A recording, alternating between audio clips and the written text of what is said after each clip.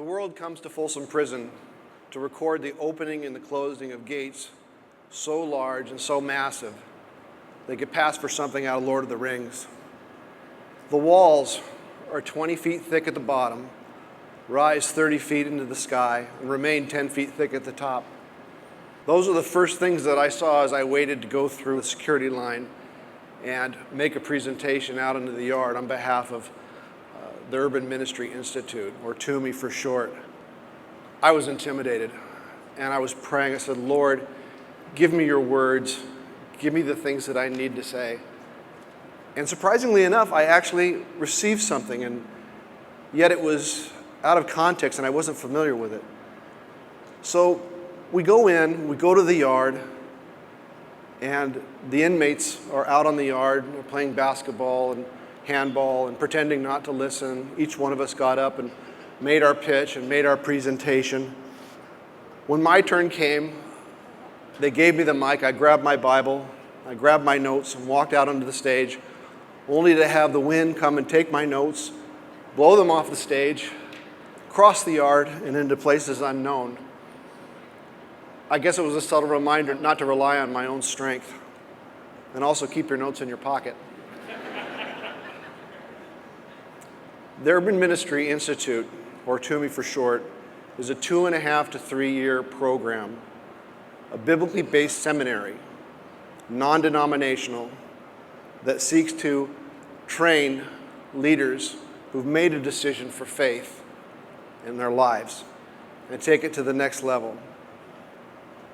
It was written by Dr. Don Davis of World Impact. Inside the walls, it is administered by Prison Fellowship. We at Serving California fund all of the TUMI programs here in our state, and we work with other foundations to go ahead and receive our graduates and our alumni as they parole out to help with jobs, counseling, and housing. The Urban Ministry Institute is based closely on a seminary started at Louisiana State Prison in Angola. The program there has changed everything in Angola. We were invited to go to Angola and see for ourselves what the seminary had done. And since that time, 3% of the men in Angola had graduated from the seminary. Now, I'm old enough to remember a 60 Minutes program where Angola was named the bloodiest prison in the United States. But I went to go check it out. It's one of the safest prisons in the United States. Things have changed so radically that the other prisons in Louisiana will send their short-timers to Angola to be mentored by the graduates. And I saw this and I said, if this is possible in Angola, it's possible anywhere. When a man or a woman goes to prison, it's a turning point of unimaginable importance. Locked in a cell, the past now has a chance to take its toll on them, and the future sort of stretches out its lead out over the horizon. Hope is in short supply. It is into this situation that I've been drawn. You see, I've found that when folks are in this kind of position, God walks with them, and I'm compelled to be there too. Being in such a hard place, folks are in need of a helping hand. The programs that we put together meet those needs. The programs that have happened have been widely accepted and used across the prisons here in California. We have gone from 2 prisons when we started in California to 22 prisons. We've gone from 50 students to 1,000 students. The growth and the acceptance of the program has gone well beyond anything that we could have ever dreamed or imagined. You've heard that you can't put God in a box, and it's true, you can't put God in a box. But you can invite him into your cell. You can invite him into a cell block. You can invite him into the yard. You can invite him into the prison.